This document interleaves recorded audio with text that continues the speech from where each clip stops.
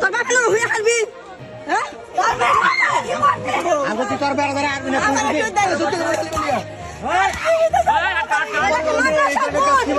অন্যায় করছে পুলিশের কাছে দেন, পুলিশ শাস্তি দিব, নিজেরা তো আইন নেওয়ার দরকার নেই। নিজের আপন বোনের মেয়ের সাথে স্বামীর পরকীয়া, তাও আবার 15 বছরের ভাগ্নি।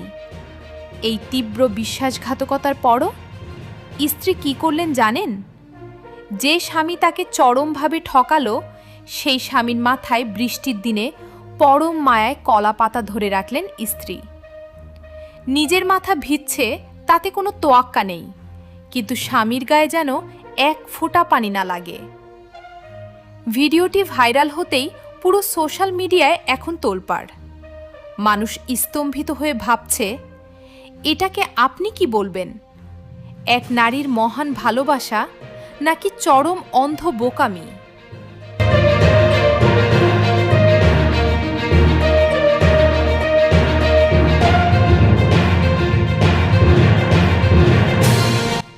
সমাজ বলে নারীর ভালোবাসা নাকি এমন অসম্ভব সুন্দরী হয়, বিপদে আপদে তারা সবটুকু দিয়ে পাশে থাকে।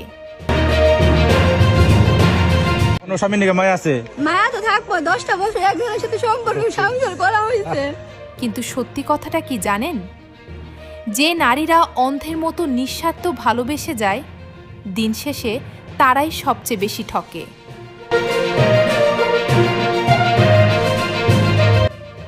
যে মানুষটা বারবার বিশ্বাস ভাঙে, তার জন্য নিজের আত্মসম্মান বিসর্জন দেওয়া কি আদৌ ভালোবাসা, নাকি নিজের জীবন নিজেই ধ্বংস করা? একবার ফোন দিছি মেয়ে ফোন ধরে, জামাই রে না হলেও 10টা মতো ফোন দিছি, আমার জামাই ফোন ধরছে না। আপনার কি মনে হয়, এই স্ত্রী কি ভালোবাসার চরম নজির করলেন, নাকি জেনে শুনে বোকামি করলেন? কমেন্টে আপনার সৎ মতামত লিখে জানান।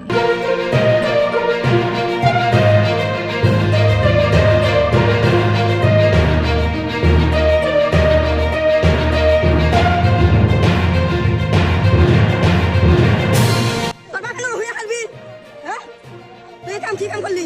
সমাজে একটা কলঙ্ক সৃষ্টি করলি। কেন আপন খালুর সাথে কেউ এরকম